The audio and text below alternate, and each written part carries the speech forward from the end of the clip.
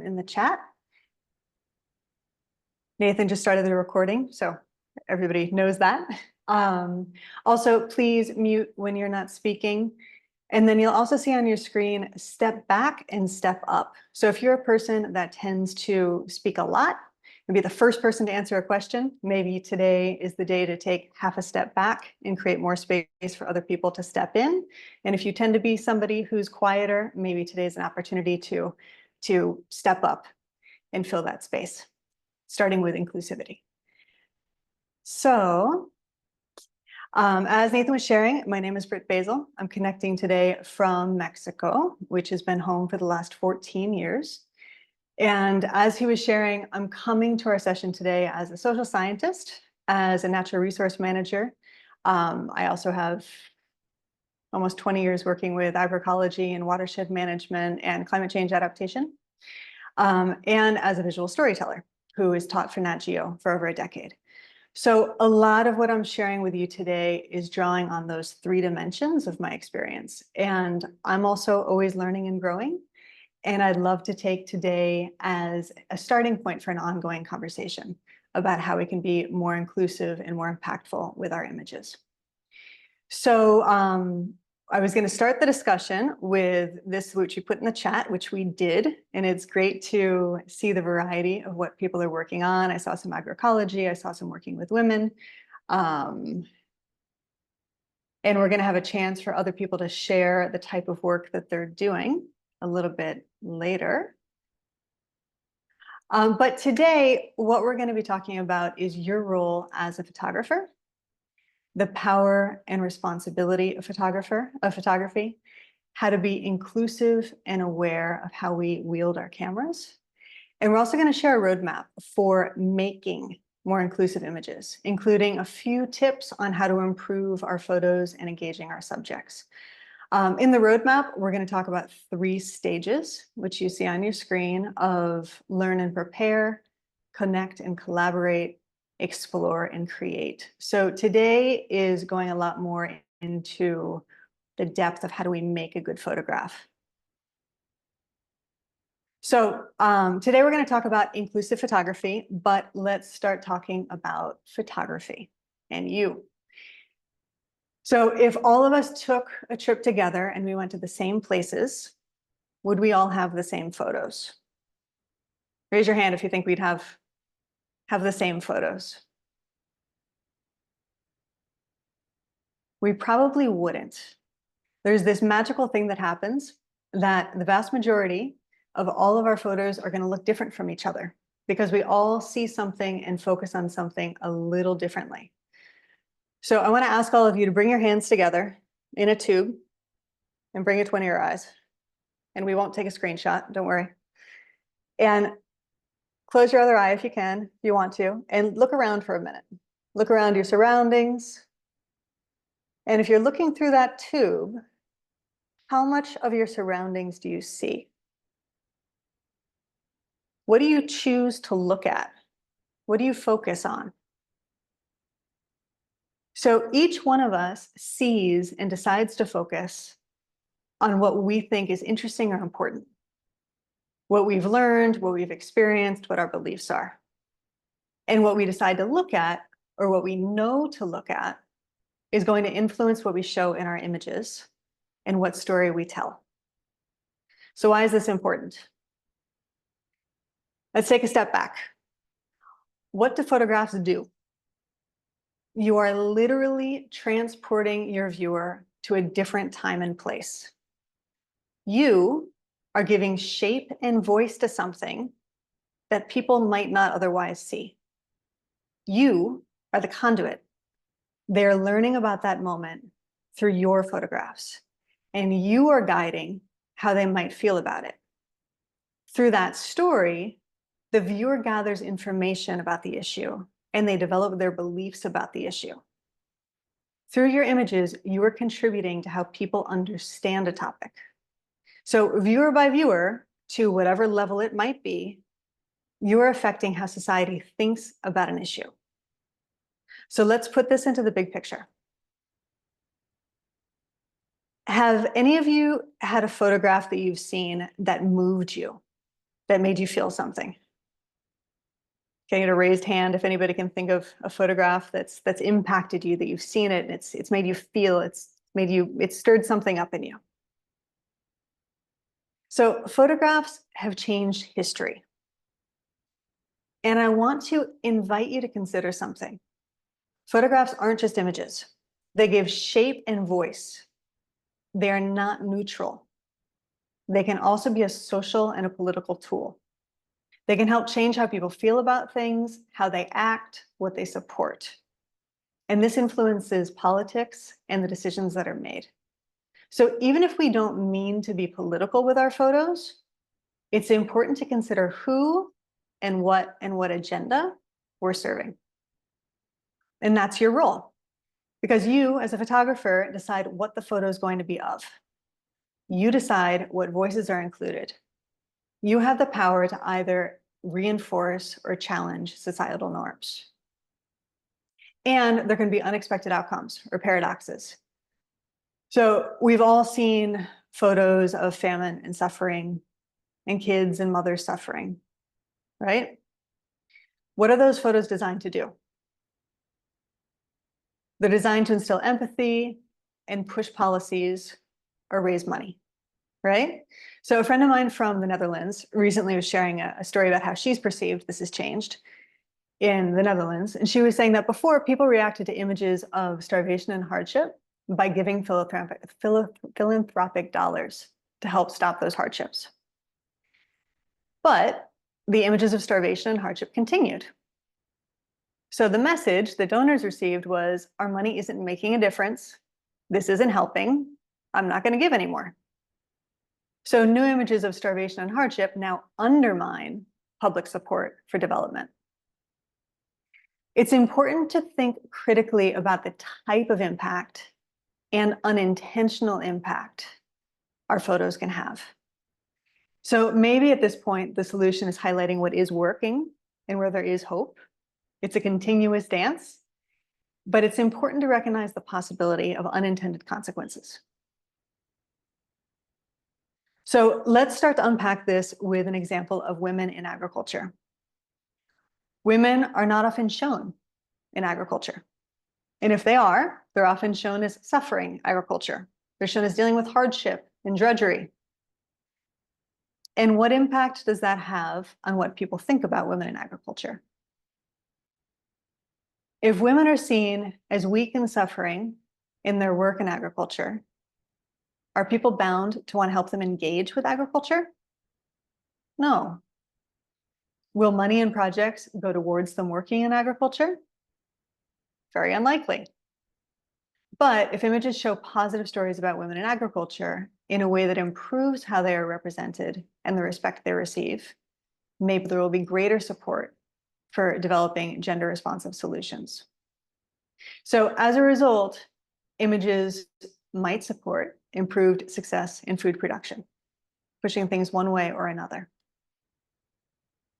So let's bring it back to that internal lens that we all have. Remember this one? So that literally translates to our camera and where we direct our lens. I want to share a quote with you. In his classic book, The Photographer's Eye, photographer and critic John Sarkowski reminds us that photography is a process of selection. The factuality of pictures differs from reality itself. Much is filtered out, while other elements are exhibited in an unnatural clarity and exaggerated importance. Photography is a plastic and interpretive medium.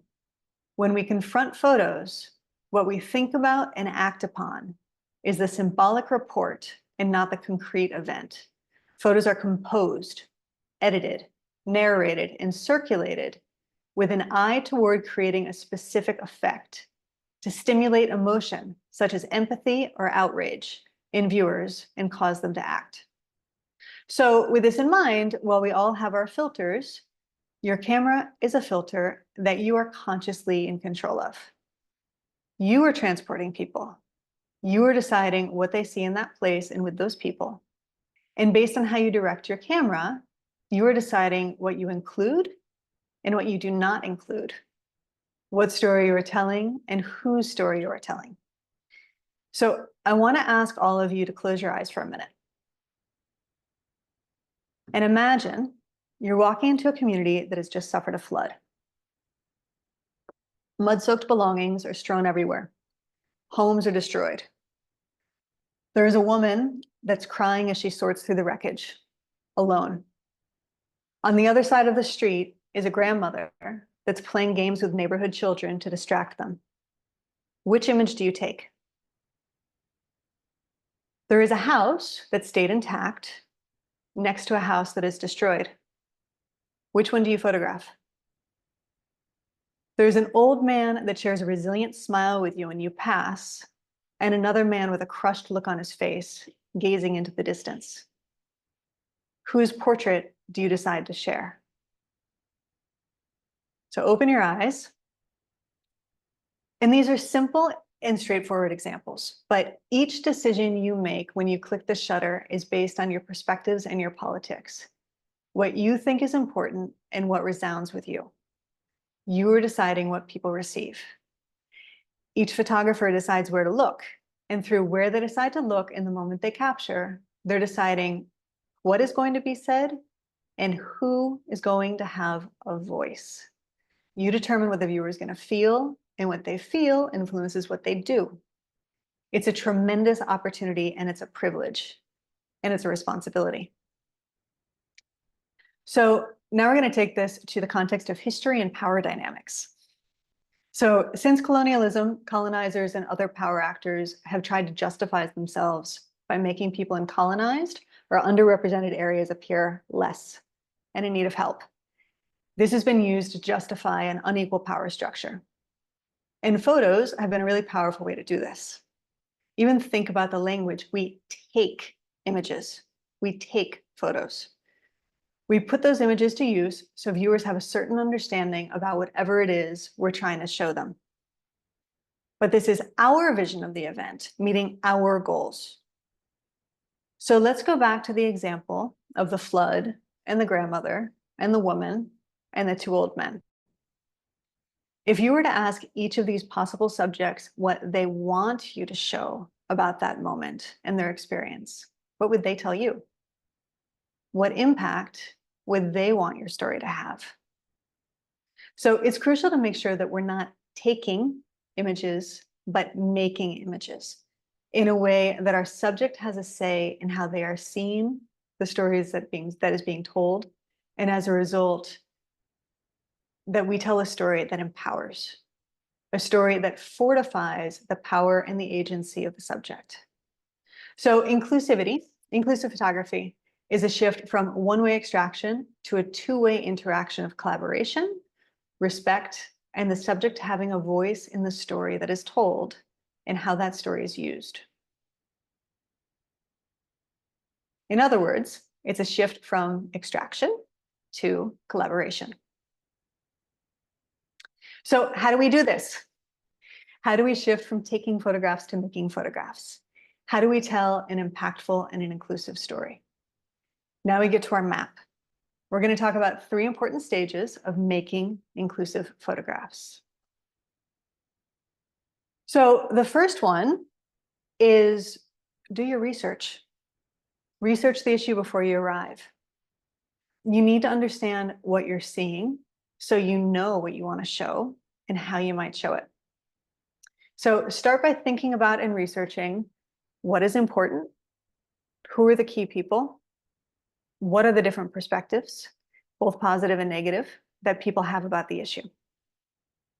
So I'd love to turn to you all for examples.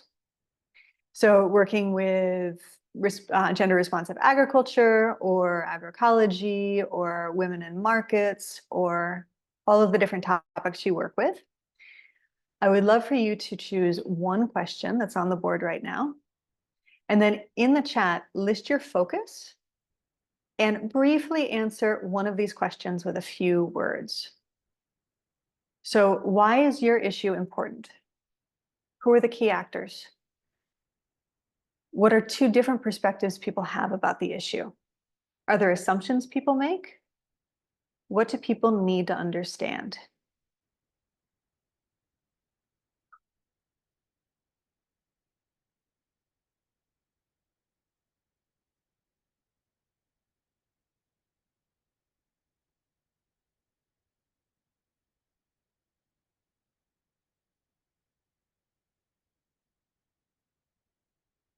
And we'll have about a minute to write our thoughts in the chat.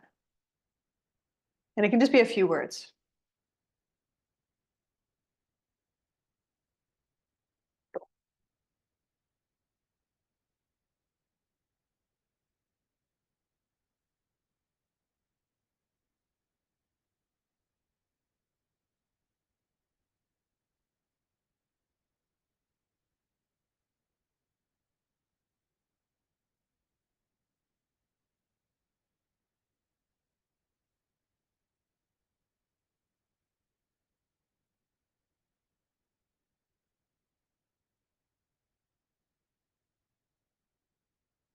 Okay. So we have assumptions about women in agriculture. They need to be helped. They're just the helpers. They feed the kids, but they don't play a role in making the income. They shouldn't be using machines, etc. Entirely. People, especially women, are facing violence due to their social and economic status and lack of knowledge. People need to understand that informal workers are workers too, and they contribute to society more than the formal workers. Exactly all of these other stories and understanding the issue more deeply.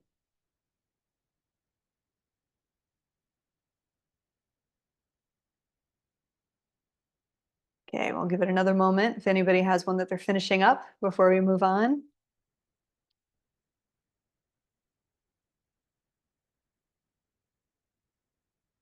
Okay, so these are really good examples of how important it is to understand what our issues are. Some of us are deeply immersed in these issues and we know them. Sometimes we're thrown into assignments and situations that are new. But it's really important to understand what it is and to think about all these different perspectives that people have and what we're up against when we're sharing stories, what people's preconceived notions are. And it's also important to understand our own preconceived notions.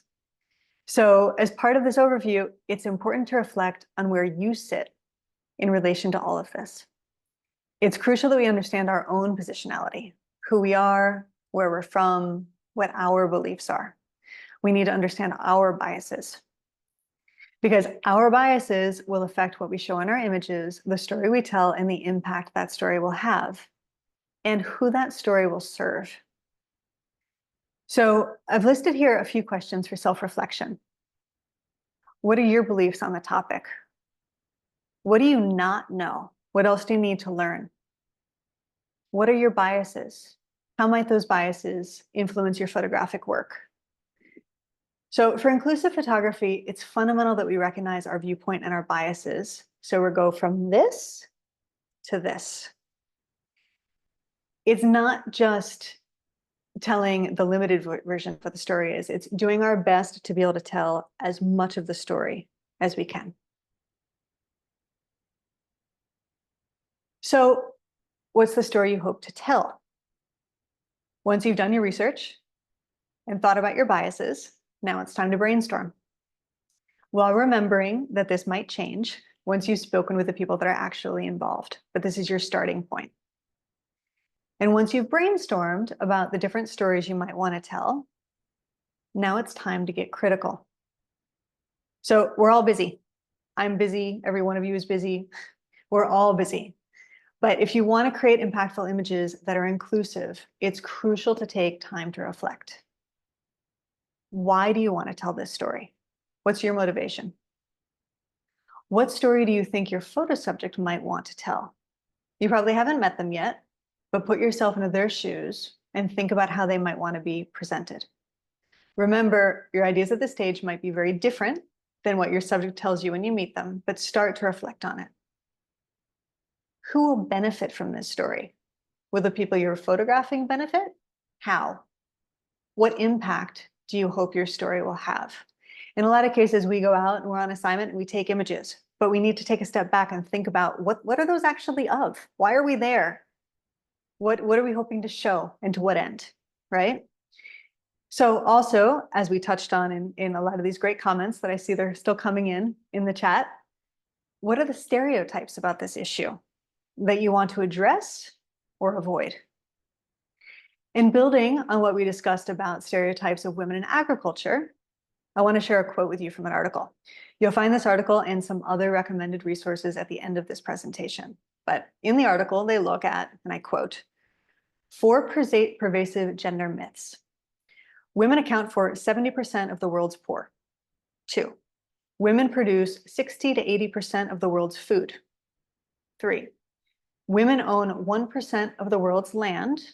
And 4, women are better stewards of the environment. I'm continuing to quote, these claims are myths. Like myths, they embody an important truth. In this case, that women control fewer resources than those required to fill their responsibilities and to ensure food and nutrition security for themselves and for their families. However, none of these myths is based on sound empirical evidence. While intended to highlight rural women's contributions to food security and resource management, despite inequality and discrimination, these stylized facts promote stereotypes of women as either victims or saviors. They treat women as a monolithic group. They ignore the role of men, communities, and institutions, and provide simplistic and even misleading bias for the design, implementation, and evaluation of policies and programs to promote food security and advance gender equality. So how can you recognize and move beyond stereotypes? And in doing so, how will this story either reinforce or challenge societal norms? How will it affect well-being, policies, and public opinion? So going back to our different topics that we're working on, whatever your topic is, I want to ask you to take another second to reflect. And in the chat, please answer one of these questions. What story do you think these people, the people you're photographing, might want told? What are some stereotypes and how could you present these people in a different way? How could you represent them in a different way? And we're going to give ourselves 3 minutes to think about it and share our thoughts.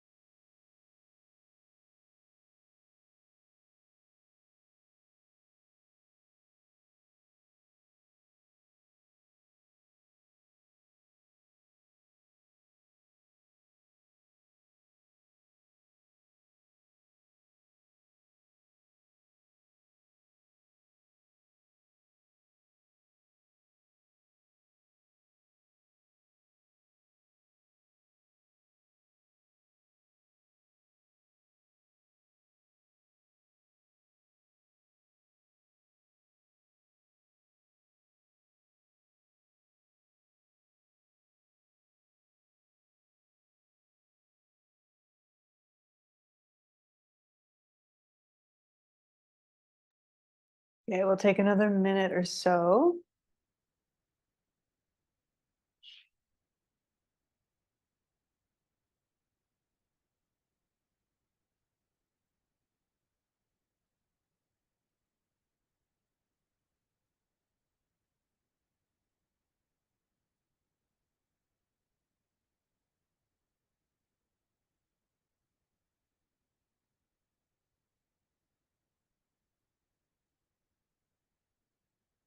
Okay. So we have Kirsten. My pictures of rural market women and youth show resilience, inner strength, and what's forceful. Go-getter men than most African women traders are. I show them saying, still here, making progress, raising my family from these foods. Awesome. So that's the story that you're sharing with how you're photographing them.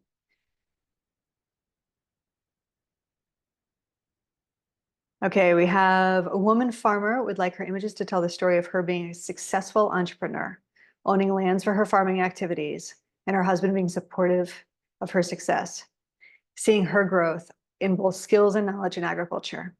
Totally, right? Okay, any others coming in? Okay, we've got the story of women in agriculture. They want me to tell a story that they are family and community problem solvers. They are the change makers. The stereotypes I want to avoid are making them seen as people looking for empathy. Totally. Exactly. Soon we're going to get to the part of the presentation of how to do that even more. Excellent. Thank you, everybody, for sharing.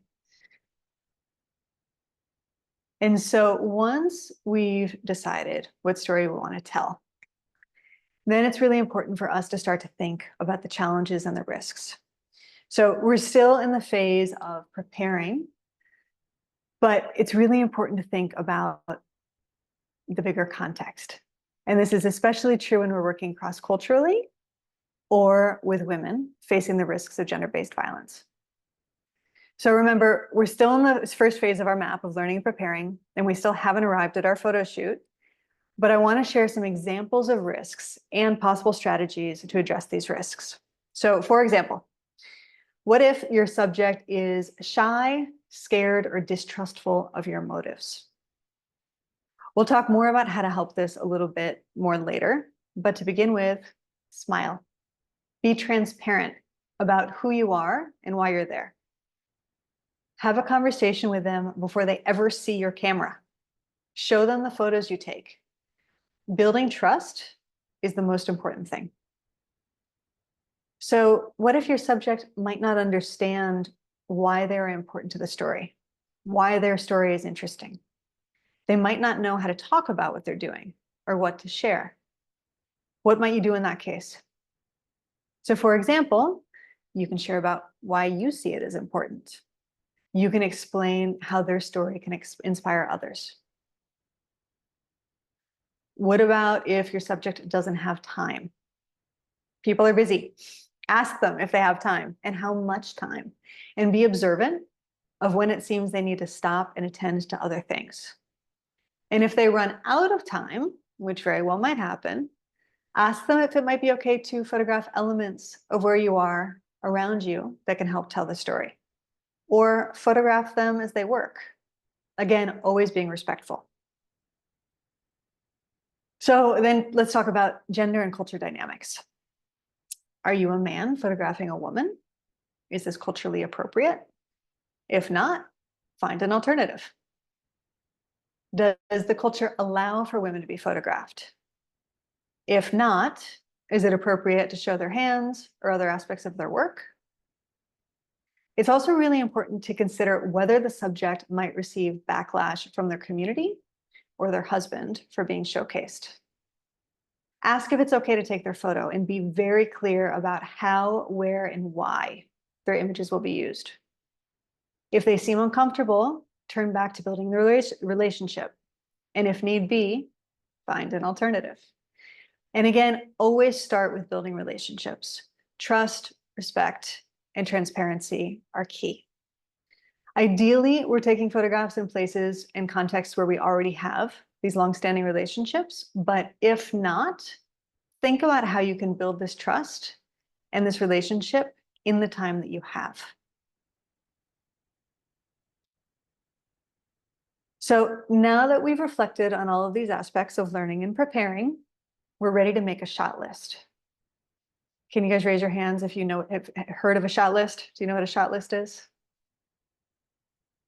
Okay, thank you for the head shake. So a shot list is the list of images that you hope to capture to be able to tell a story visually.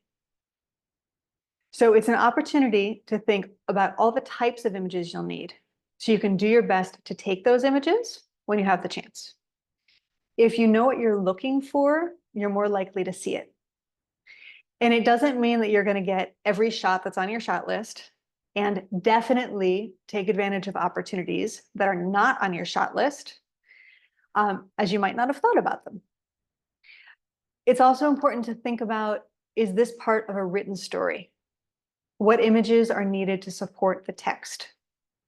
Add those to your list.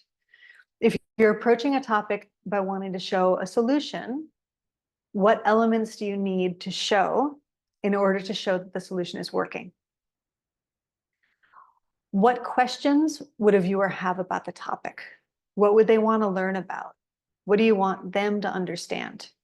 How can you show them the answers to these questions? Also think about how many photographs you're going to be able to use in your story to make sure you take the images you need. It's way too easy to show up somewhere and say, oh, I'm gonna take that image and that image and that image, and then realize that you don't actually have the images you need to tell the story you want to tell. So it's really important to think about it ahead of time.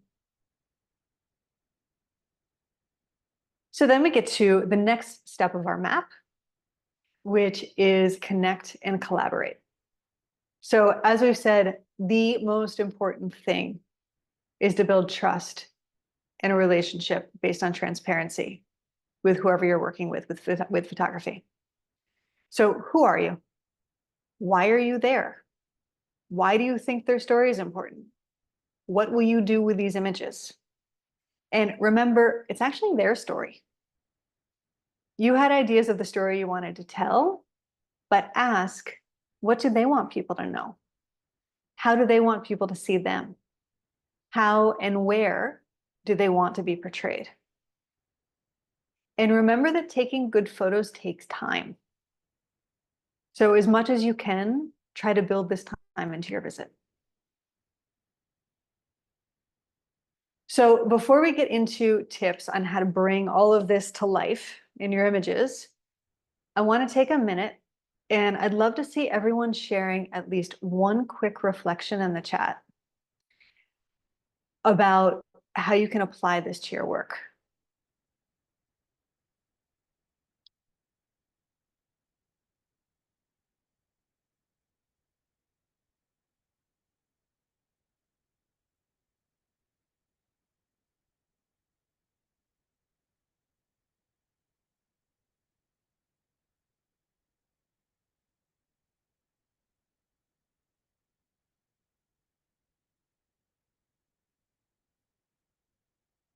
And Uzma shared a great comment in the chat of, she would like to portray women's key contributing role in household unpaid care economy, as well as food growers, food heroes, and ensuring the food safety and security of all households and communities. While on the other hand, women's leadership role as change agents in climate change adaptation and resilience and early warning systems. It's a strong story to tell.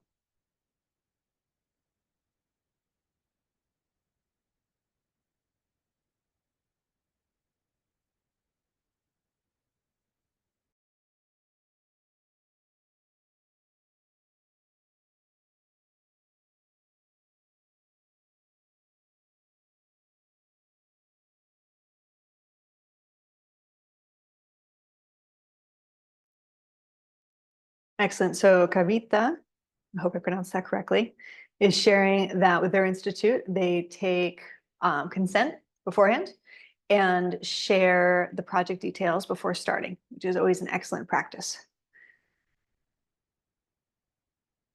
Gloriana has learned about making photos and not taking photos. It's a reminder that subjects are also important in telling what and how they want to be portrayed and not what we think is good.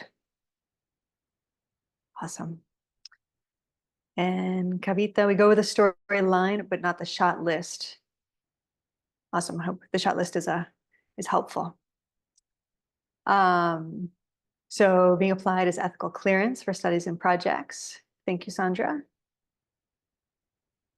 Shot list idea. Awesome. Excellent. I hope it's all helpful to you as you prepare and move ahead with your projects. And now, how do we translate all of this? We'll show this last one that came. Oh, we've got two more that came in. We've got preparing for the event that Zuena is going to attend, introducing what they want to do, asking for permission to take the photo, and how they're going to include them in the images. In addition to obtaining consent, explaining the reason why we're taking their photos and how we intend to utilize them, all prior to taking the photos, great. Consent, and that a photo can carry a lot of meaning and tell good stories without a word. Yes. Better understanding of people and customs. Better to prepare beforehand, to make them comfortable. Excellent.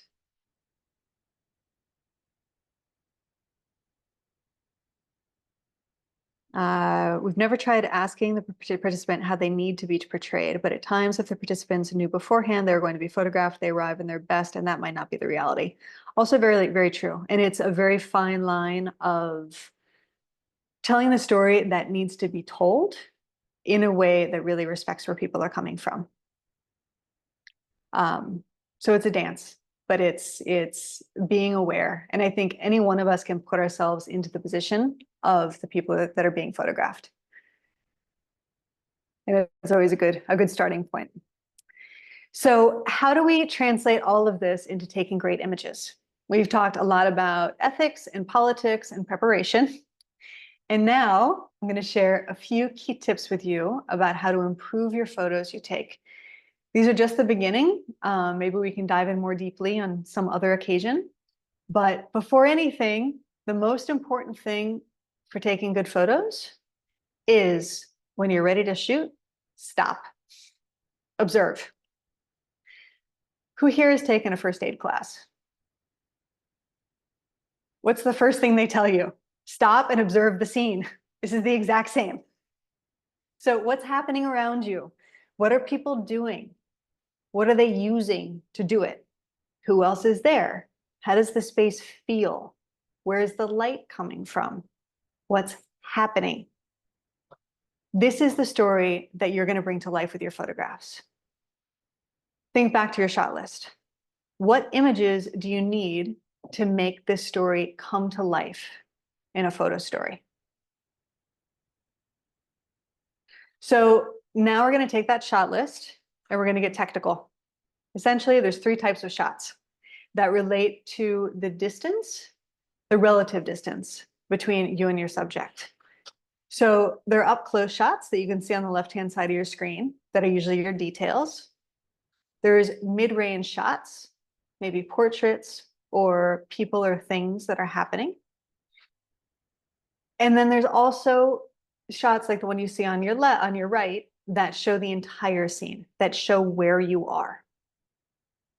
So it's important to not only take images of your subject, but also take images that show the details to tell the story, and also let your viewer know where it's happening. One of the things I like to do is I use a wide angle lens and I get close so I can have the person and show the context behind them or what's happening behind them. So I really put them in the context.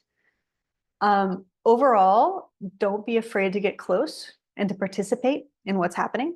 Always respect personal boundaries and space, but we always tend to hang back a little bit. And especially if you've built that trust and the relationship with somebody, if you can get in and be part of the scene, your images are going to be a lot more powerful. So the next aspect is light. Photography literally translates to writing with light. So watch for the light. Should be one of the first things that you're aware of whenever you're taking a photograph. Do the shadows look good? Are they awkward?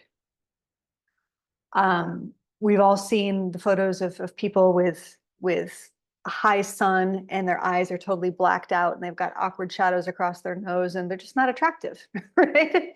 And you lose what you're trying to share with the image because it doesn't bring the person to life. But if you look for the light, you're going to be able to take much better images. A general rule is avoid harsh open daylight, aim for open shade. So for example, on a sunny day on the shadow side of a building would be open shade. Also early morning or late afternoon light are really great times to take photographs. A couple pro tips. If the sun is harsh, it's a great time to use a fill flash. It's one of the only times I ever use a flash in my work, but it will help get rid of some of those hard shadows. So if you're out and you're taking photographs of women farmers and it's 12 o'clock in the afternoon and the shadows are horrible, one of the things you can do is use a flash and help make those photographs a lot better.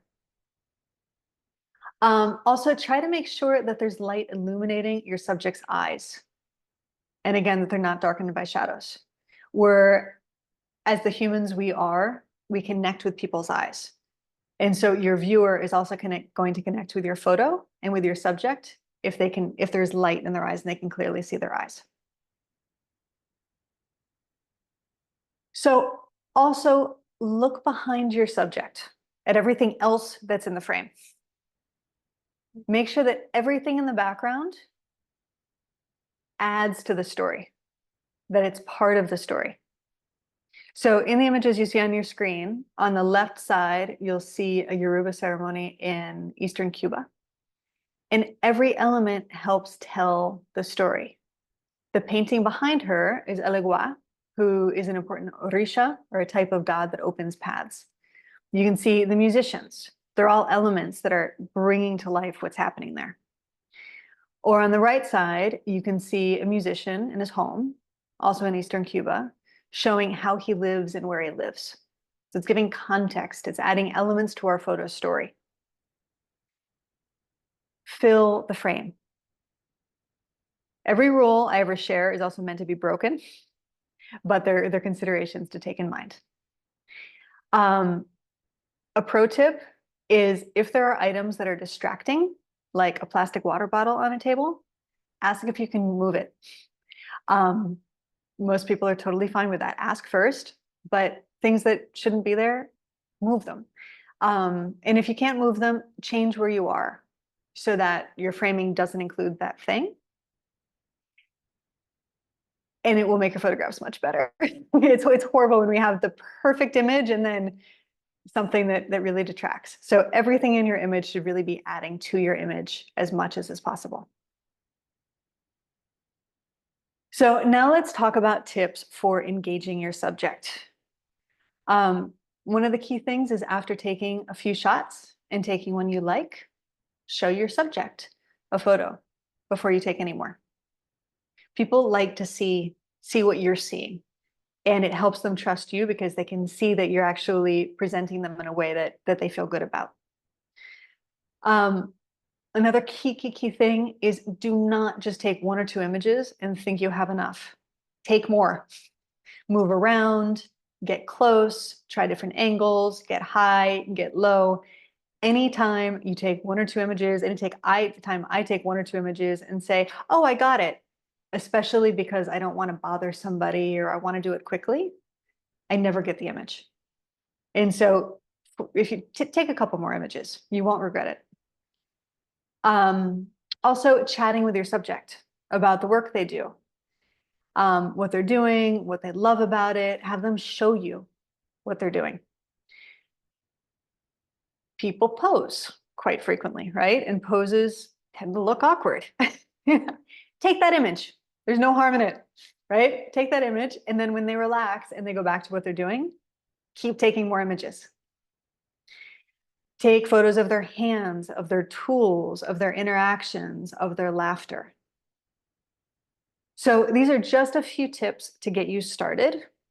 Maybe at some point we can run another workshop and we can dive more into these visual details for improving our photos, but hopefully those key tips can help support you. So today we've talked about the power of photographs, your role in all of this, and why you are taking images. We've talked about how all of this is really based on your relationship with the subject and an agreement between you both about where you're taking this story. And then you're fusing that with your personal creativity and your ability to take beautiful images, to make beautiful images. And it's important to remember that this doesn't stop here, right? After these concepts of preparing and the photo shoot comes thinking about the story as a whole. You've got the writing, how you sequence your images, captions to describe what's in your photos, the other people working with your team that might not have the same ethical foundation that you do, and expressing to them how you're trying to portray things, sharing your vision. And then where and how these images are shared, including with the people that are showcased in your images. So as you take on these important projects that you're doing, please remember the importance of recognizing your role in how people understand issues, what they understand and how they understand it, and the importance of shifting from extraction to collaboration.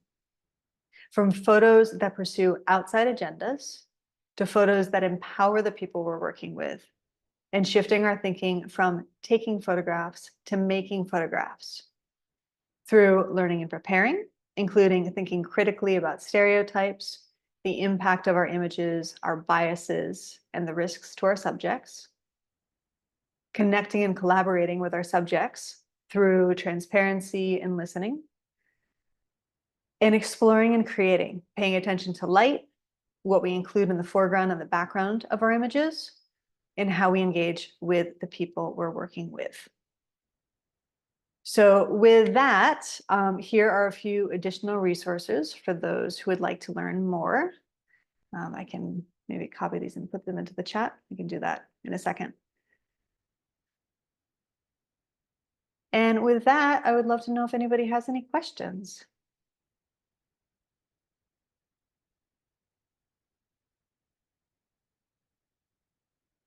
As we wait for the questions in the chat for you, Britt, maybe a round of applause for Britt in the chat if you don't have a question, but I see the questions coming in. So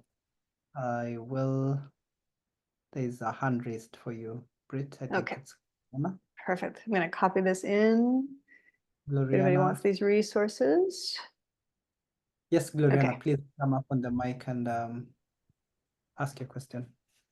Thank you very much, Britt, for nice presentation. And at times you feel like you know about photography, but the more you listen and hear from other people, it's like, whoa, I'm doing nothing about it.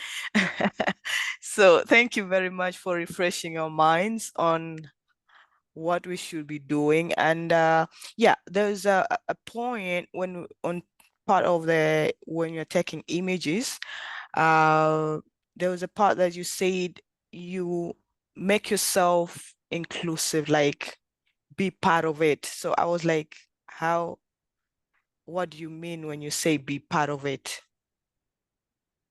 Okay, so Gloriana, thank you. And it's all about the cross-pollination and all of us sharing our perspectives. So I'm glad that I've been able to share something that's helpful in a different perspective. There might be two different things you're referring to. One is our positionality and remembering how we're related to the circumstance. If each one of us is part of the scene, we're all impacting what's happening. If we're showing up as part of an organization, for example, that's part of who we're coming in. We're coming into it as women or outsiders or a white person or not, or whatever it is, but we're coming into it with all of our beliefs and our structures and our impact on what's happening. And so it's remembering that we're impacting the scene in that way. The other is in terms of photographing, participating, of getting in close, it's easy to, when you're photographing, to kind of just hang back, but you can get into the mix and you can be talking with people and you can have them be showing you things, and you can, if they're doing something, be maybe not actually helping them with what they're doing, but there and engaging with them more directly. Did that answer your question, Loriana? Yeah, that's more clear now, because I thought I should be in the image or something, but it's all about the support and the collaboration you're giving to the team to make sure you have the best picture, right? And not just being there and making the shots, if that's exactly correct. And when you're making the shots, that if you're engaging with people and you're making it interactive, right? And any photo shoot's going to be different. But usually when I'm out, the more I can be interactive with my subject, the better images I'm going to be able to get. Because again, it's that relationship, and the photographs will transmit that relationship and that interaction. Thank you. You're welcome. Thank you. Any other questions? Let me just check the chat for you. Of course, the round of applause is coming in for you, Britt, from the Thank you, chat. everybody. Wonderful, and great appreciation for the wonderful insights, which I really agree with everyone that such a lovely workshop. I don't know if there's someone else with a burning question. You can just raise your hand. And I want to thank everybody for participating. And for those of you that were able to keep your cameras on, thank you. It's lovely to see faces and make it more interactive.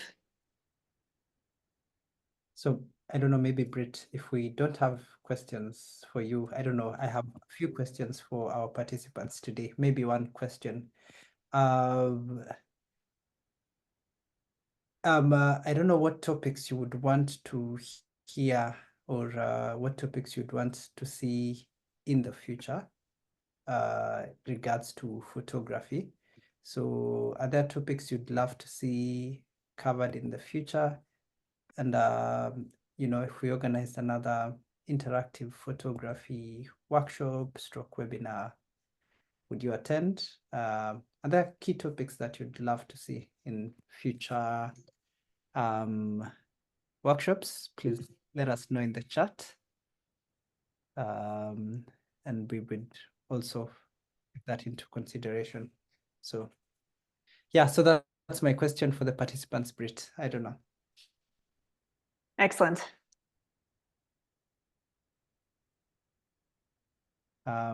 Any topics?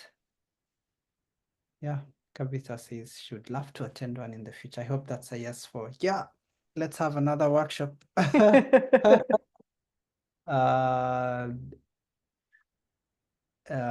Feminist stories through photos. Yeah.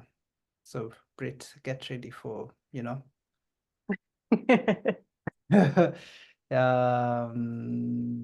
Ethical dilemmas in taking photos. That's also a very good one. Yeah. Pretty much lessons we can pick from here, taking into that, you know. Is there a desire for more technical tips on composition and lighting, creating shot lists, that level as well? Yeah. Photo editing, sequencing stories, Yeah. the elements of a good photo story. So the technical bits of a photo also, you know, the framing and all that. So let's see. Yeah, I see there's one from the on that a more hands-on that disappeared, a more hands-on how to frame and the technical stuff. Yeah. Okay. For us beginners, right? Sequencing stories. So let me just read the comments for you in the chat. There's also sequencing stories. Yeah. Yeah, there's also another sequencing stories, elements of a good photo. Yeah, that's actually very important. And of course, after that composition and all that, then we get to the editing. So how do we get to the editing? So I guess we probably need 2 more workshops, one on the elements, on the structuring of a photo, actually taking good photos, and then the next on editing. So we probably need 2 more hands-on workshops. So, and I see Gloriana agrees that yes, we need more workshops on this, on the sequence of good photos. Please do follow us on LinkedIn at CGIAR Gender Impact Platform, and we'll be sure to let you know of the upcoming webinars on photography. We hear you loud and clear, and we will organize another photography workshop. Britt was excellent. Thank you so much, Britt, for these workshops. This was the second of the 2 sessions that we had organized. We had one 2 weeks ago, same workshop, just to cover different time zones. And this was such a lovely one. I feel like I attended both, and in both I feel inspired to do better in telling my stories through my photographs. So thank you so much, Britt, for taking time and this excellent webinar. I don't know if you have any last thing you would want to add.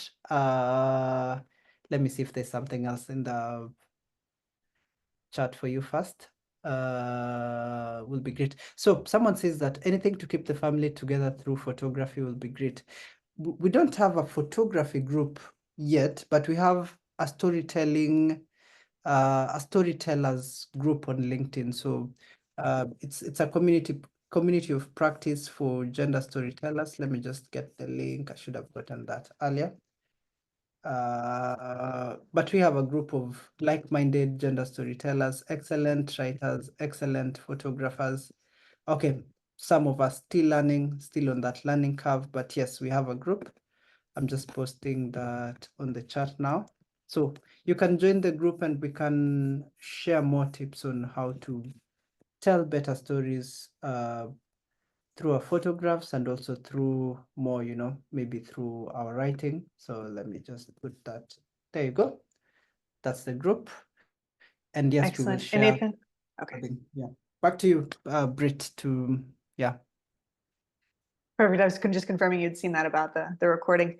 So I just want to say thank you to everybody for sharing part of your day or your afternoon, wherever you are. And I love to share and connect about all of these things. So feel free to reach out if you have questions, and hopefully the conversation continues. And thank you for all the work that you're doing in all the different ways and all the different parts of the world where you are. And thank you, Nathan, for bringing us all together. Thank you so much, Britt. And yeah, so thank you so much, Britt, for this. It was a lovely webinar, a lovely workshop. We'll get back to you all with the recording of the webinar, and also for future webinars. We hear you loud and clear. We'll come back with another series, maybe 2 photography webinars. And please join the conversation on LinkedIn at CGIAR Gender Impact Platform. And there is also a Gender Storytellers community of practice, which I just shared the link on the chat. I guess that's it for now, and goodbye, everyone, and see you in the next one. Bye-bye. Thanks, everybody. Bye. Thank you.